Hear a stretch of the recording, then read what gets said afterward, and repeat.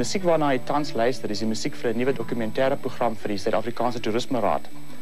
Die eenaardigheid van die musiek is dat dit alles deur elektroniese musiekinstrumente gespeel het. In die vroeë 70e jare het daar verskyn op die mark 'n nuwe instrument met die naam die sintetiseerder en ons het 'n vroeë model van een hierso. Die probleem met hierdie instrumente was dat hulle meestal net een noot op 'n tyd kon speel en om so 'n volle klank te kry was baie moeilik want ons moes baie bane op 'n bandmasjien gebruik om die klank vol te laat klink. Vandag in die 80e jare het ons nou nuwe instrumente wat polifonies kan speel en 'n baie groter verskeidenheid van klank kan kry. Hier het ons nou 'n voorbeeld van een van die nuwe musiekinstrumente wat polifonies kan speel en baie verskillende klanke kan onthou en terugspeel. Byvoorbeeld hier's 'n Franse horing. Basgitaar.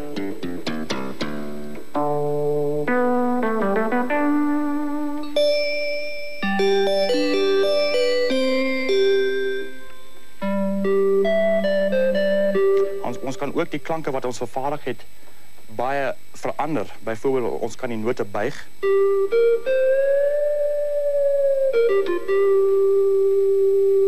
Die klanke wat ons vervaardig het vir die masjien kan ons dan stoor in so 'n blokkie wat se naam eintlik 'n RAM pack is.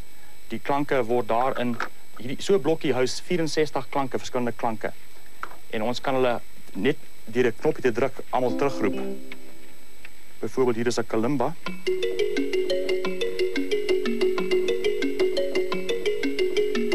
So musiekinstrumente wat moeilik is om in die hande te kry, kan mens namaak met hierdie instrument en baie goed namaak ook sodat meeste mense nooit die verskil kan hoor in die eintlike instrument nie.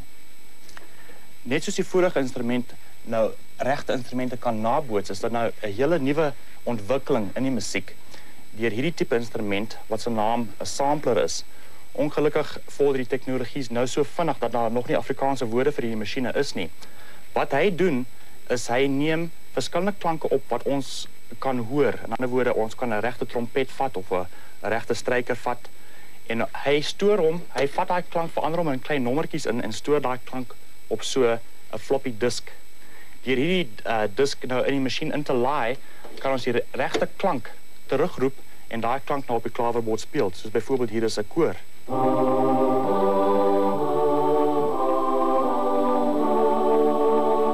Of strykers.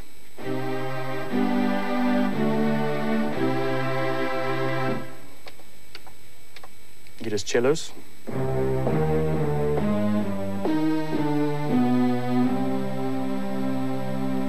Net soos hierdie masjien die regte klanke nou kan neem en terugspeel, het ons hier 'n drommasjien wat presies dieselfde ding doen. Die regte dromme is opgeneem en in die masjien gestoor en ons kan nou terugspeel.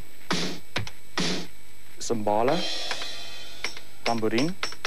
Hierdie masjien kan ons nou programmeer om 'n hele lied self terug te speel.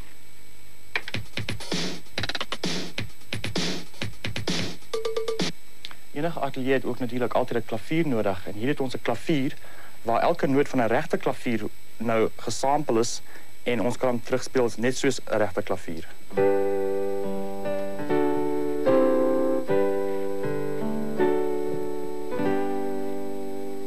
Al die instrumente in hierdie ateljee kan gespeel word deur hierdie klein rekenaar wat die partye van die verskillende instrumente in 'n lied kan opneem en hy kan terselfdertyd 16 instrumente terugspeel.